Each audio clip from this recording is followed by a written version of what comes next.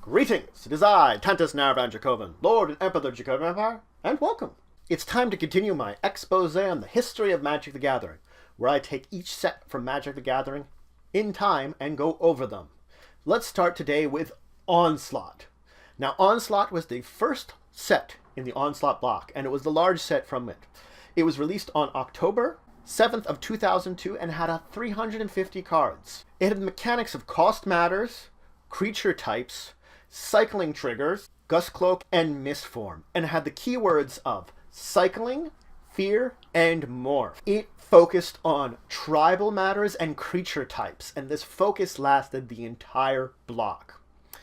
Now, its symbol is supposed to represent a stylized morph creature. It was sold in 15-card boosters, a 75-card tournament deck, 4 pre-constructed decks, of course, and a fat pack. Its pre-release started on September 28th of 2002 and had the pre-release foil of Silent Spectre, and it was accompanied by a novel of the same name. Now, the storyline of Onslaught continued with the story of the Odyssey block, where we are looking at Kamahl once again. Now, Kamahl has settled into the Krosan Forest, and he has brought the Mirai with him. The Mirai is having an interesting effect on the forest, causing the trees to grow bigger, the animals to grow bigger. The artifact is having an effect. But Kamahl himself has now become a druid of the forest and learned its ways, learned peace from his old barbarian ways. On the other side, we have other characters having things occur with them. Kamahl's sister Jeska is healed by dark Cabal magic, and the effects of it turn her into this creature called Phage, which becomes a pit fighter known for causing death and killing her opponents. On the other end, we also have Ixtor, a powerful illusionist who learns a new reality-shaping magic and uses it to create the angel Akroma. Now, there were 4 tokens as part of the Magic Player Rewards, including a bear token. Now, other than, of course, dealing with a lot of tribal matters and having tribes be at the forefront of a lot of things, that we see a lot of the traditional tribes coming back into forefront. While in the last block, they often aimed at untraditional tribes, this one's going back to tradition. We also did see Cost Matters, which Cost Matters means that when something would come up, the look of a casting cost of a card would make the difference in the effects of a card. Basically, it will call on you to look at a card, will call on you to look at another one, to look at its mana cost, and the variable on the original card is going to be based upon its converted mana cost. It, of course, did bring back cycling back into the set, but it also introduced, rather than just continuing the cycling, which it did, it introduced cycling triggers, where when you would cycle a card, it would trigger something on another card. Now, it introduced the keyword of fear. Now, this isn't technically a new keyword. This is a keyword that is based upon the card Fear from Unlimited. It has the exact same effect as said card. The text on that card, which has appeared in multiple cards since then, now has a keyword to it. So it was an ability that did exist. It's just now it is put together as a keyword. Gustcloak is a non-keyword ability that a Gustcloak creature, when it is blocked, its controller can choose to remove it from combat, and then all combat damage that would have been dealt to it this turn is prevented. A Lord was basically a classification of creature that it shared a creature type with another tribe of creatures, and you could tap a number of creatures of that tribe for a very powerful effect. So it basically lorded over a type of creature. Morph is another ability that was added, another keyword. This is an interesting one. You may play a morph creature for 3 colorless mana, which is the traditional amount, by basically placing it face down. A face down creature that's put down as a morph creature is a 2/2. It has no type, color, a name, anything like that. No converted mana cost. It's just a 2/2. But each morph creature has a cost you can pay to effectively then flip it over to its normal creature type. So you can put it out as a 2/2 for usually cheaper, 3 colorless, and then flip it over at any time by paying that other cost. Saboteurs were creatures that, when they would deal combat damage to an opponent, it would have a triggered effect. So effectively, it deals that combat damage, something happens. And self-recruiters were creatures that when they came into play, you could search your library for a similarly named creature, reveal it, and put it in your hand. Now this set had 13 cycles.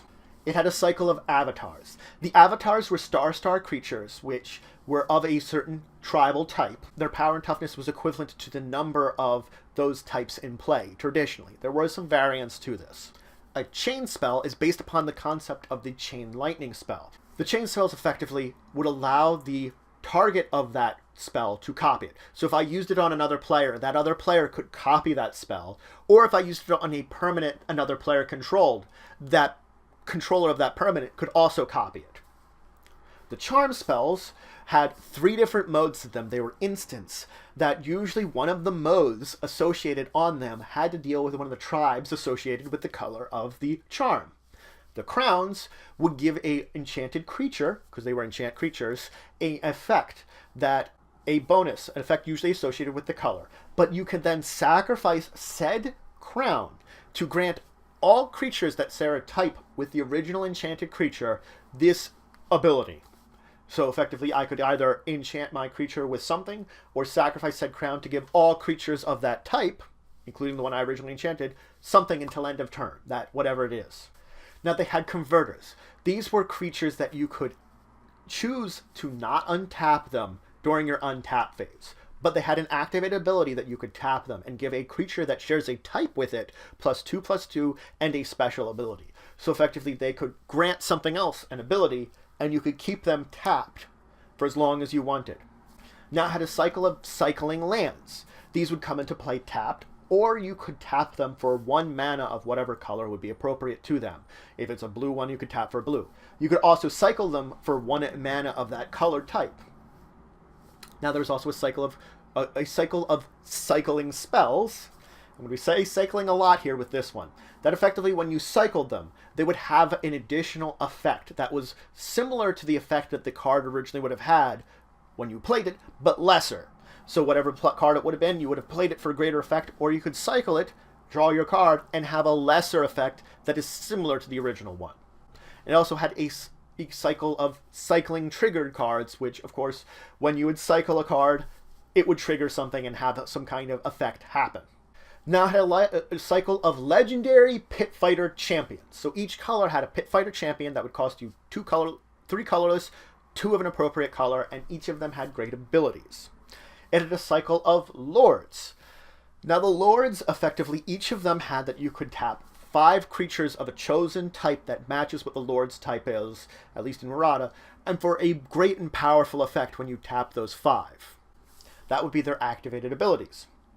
Now, of course, there was a cycle of tribal lands. Each of these tribal lands could tap for a colorless, or had an activated ability dealing with that tribe, that you could tap them for that ability. Sometimes it might require mana to activate that ability. And then it had a cycle of words. The cycle of words were enchantments that you could pay a mana and you could choose not to draw your next card. So you pay this mana whenever you would draw a card, and instead of drawing a card, you would have a given effect of the card. So you're replacing card draw with an effect. Now it did have a cycle of allied color fetch lands. You would effectively pay one. You'd basically pay 1 life, sacrifice this land, and you could search your library for either one of or both of lands from an allied color. So if effectively it was green-white, you'd search for either a forest or a plains and put them into play. Now we had 2 vertical cycles, and a cycle of symbiotic creatures. These were creatures that when they were placed into the graveyard, you would put a number of 1/1 green insect creature tokens into play, equivalent to the power of the symbiotic creature, as it originally was. There was also a vertical cycle of cost matter red spells. These, you would reveal the top card of your library, and you would have a numerical effect on the spell, depending on the converted mana cost of the non-land card that was revealed. Now, it had 1 matched pair, Discipline of Grace and Discipline of Malice. It had 10 reprint cards, including Clone. It had 5 functional reprints, including Goblin Sky Raider for Bird Maidens. It had 4 color ships cards, including Sandskim for Gaseous Form. It had 6 strictly better cards, including Tricky Charm for Jump. Now, the 4 pre-constructed decks were a blue-black called Bait and Switch, a white-blue called Celestial Assault, a red-green called Devastation, and a white-black called Ivy Doom. Now let's talk about some of the cards from the set. Now there was Astral Slide. Whenever a player would cycle a spell, you can exile target creature, but that creature is then returned to play at the beginning of the next end step. Interesting one that you could bounce creatures back in and out, especially for enter the battlefield abilities if you had a creature with that. Blistercrag Firecat, a 7/1 trample haste that you sacrificed at the beginning of the next end step, but for 2 red you could morph it, so it was a morph creature. Exalted Angel, a 4/5 flyer that when it dealt damage, you gain that much life, that for 2 white and 2 colorless, you could also morph it. Goblin Piledriver, a 1/2 that whenever it attacks, it gains +2/+0 for each other attacking goblin. So if you have a whole lot of attacking goblins, Piledriver becomes bigger. Goblin Sharpshooter, which does not untap during your untap phase. But if a creature should be put into the graveyard from play, Goblin Sharpshooter untaps. It can tap to deal 1 damage to target creature or player. So effectively, the more creatures that die, the more times you can untap it and use it. Patriarch's Bidding. This one, each player chooses a creature type. Then from all graveyards, each player returns to play any creatures in their graveyards that matches that creature types that were mentioned. So if there's 5 players, each one mentions a type, and then 5 types of creatures come back from every player's graveyard to play. Ravenous Baloth, a 4/4 beast that you could sacrifice a beast to gain 4 life with it. So good for beast decks. Rox Bladewing, a 6/5 flying haste dragon. Viscera the Dreadful, a 5/5 flyer that you could tap to destroy target creature. It cannot be regenerated. So another one of the tap and destroy creature ones. It's a pretty good one. Well-Wisher. It is a 1/1, but you could tap it to gain 1 life for each elf in play. So this is great in an elf deck, or when you're playing against an elf deck also. Great way of gaining a lot of life. Erratic Explosion. When you play it, you reveal the top cards of you reveal cards from your library until you reveal a non-land card. Then, Erratic Explosion deals damage to target creature or player equivalent to the converted mana cost of the card revealed. So basically, you're checking what's at the top of your library and blowing up an opponent according to whatever you revealed. The cards revealed this way are shuffled and placed on the bottom of your library. Naktu Husk, a 2/2 that you can sacrifice a creature to it to give it +2/+2 until end of turn. So you can sacrifice a whole bunch of stuff and make it really big very fast. Stasis Sanctum. This land you could tap for a colorless, or you could tap a white, sacrifice a cleric to gain life equal to that cleric's toughness. Or you could tap a black, sacrifice a cleric, and have target player lose life equal to that cleric's power. So this is a great one in a cleric deck, as you can sacrifice them to either gain life or have an opponent lose life. Void Mage Prodigy. It is a wizard that for 2 blue you could sacrifice a wizard to counter a spell. You could also, for 1 blue, morph this creature. Naturalize. This is where we first see Naturalize. This is replacing in Disenchant in a way. It's a color-shifted version of it. It's destroy target artifact or enchantment. But this is the green version of it, which we can see is a much more of a focus after now. Then there was Aggravated Assault. For 3 colorless and 2 red, you untap all creatures you control. You have another combat phase after this main phase, and then another main phase after that combat phase. You can only use this ability when you could use a sorcery. So effectively, if you have enough mana, you could keep attacking over and over and over and over again. There was Akroma's Vengeance. Destroy all lands, creatures, and enchantments. There was Arcanus the Omnipotent. You could tap him to draw 3 cards. One of the better creatures for drawing cards in the game. And you could pay 2 colorless, 2 blue to return him to your hand, should he be threatened with death. Orification. Whenever a creature would deal combat damage to you, you put a gold counter on it. A creature with a gold counter on it is a wall in addition to all its types and gains the Defender ability, meaning it cannot attack. If Orification leaves play, all the gold counters leave play too. It's a great defensive ability if you're willing to take some hits, and you could possibly gain some life to mitigate it. Biorhythm. Each player's life total becomes equal to the number of creatures they control. So if you're having a big horde token deck, hey, you've got a lot of life. If your opponents are not, they don't. Blatant Thievery. I like this one.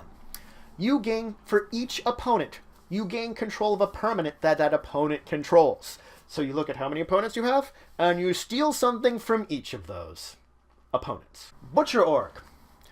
You may choose to have Butcher Org deal combat damage divided among any number of an opponent's creatures and the opponent themselves. So you attack with Butcher Org, and when it would deal combat damage, you send it wherever you want to, rather than just of the opponent. Catapult Master. This is one of the lords. This one you tap 5 soldiers to exile target creature. This one's very good. I like this one a lot, especially if you can have soldiers up the wazoo. Centaur Glade. For 2 colorless and 2 green, you put a 3/3 Centaur token into play. Centaur tokens. Dragon Roost. For 5 colors and 2 red, you put a 5/5 Flying Dragon token into play. Dragon tokens. Enchantress's Presence. Whenever you play an enchantment, you may draw a card. Future Sight. You play the top card of your library revealed. You may play that top card of your library as if it was in your hand. Grand Coliseum. Comes into play tapped. You can tap it for a colorless. Or you could tap it and add 1 mana of any color to your mana pool and take 1 damage. This one is effectively replacing City of Brass. Gratuitous Violence. Whenever a creature you control deals combat damage, it instead deals double that combat damage to that player or creature it would have originally been dealing combat damage to. Your creatures deal double damage. Graveborn Sovereign.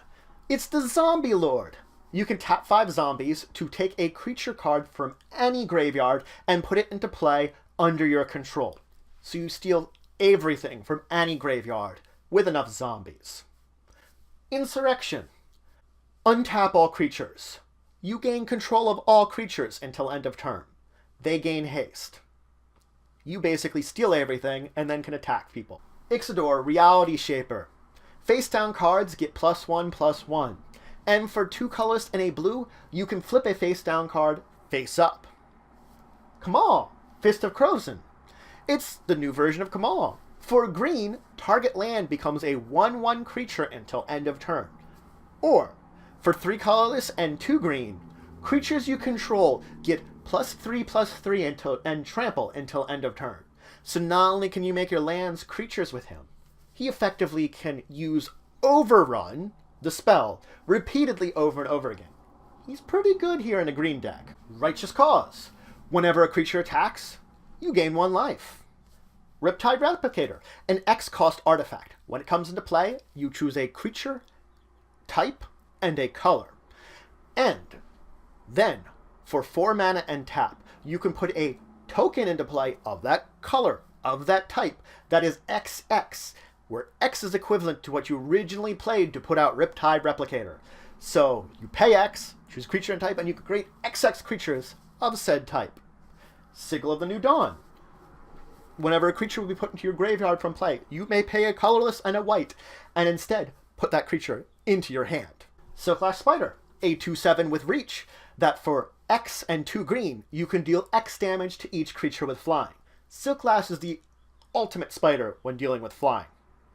True Believer, you Shroud. It's as simple as that. Voice of the Woods. This is another lord. Tap 5 elves to put a 7/7 trample elemental into play. This is a good one for getting a big-ass token using your little elves. And finally, Wirewood Lodge, which you can tap for a colorless, or for 1 green and tapping it, you can untap target elf you can control. This had interesting combos with it, as there are certain elves that untap multiple lands. I can continually get back lands and mana, especially if I have a land that taps for more than 1 green. Tricks to get lots of mana very quickly. Very nice. So that's it for today.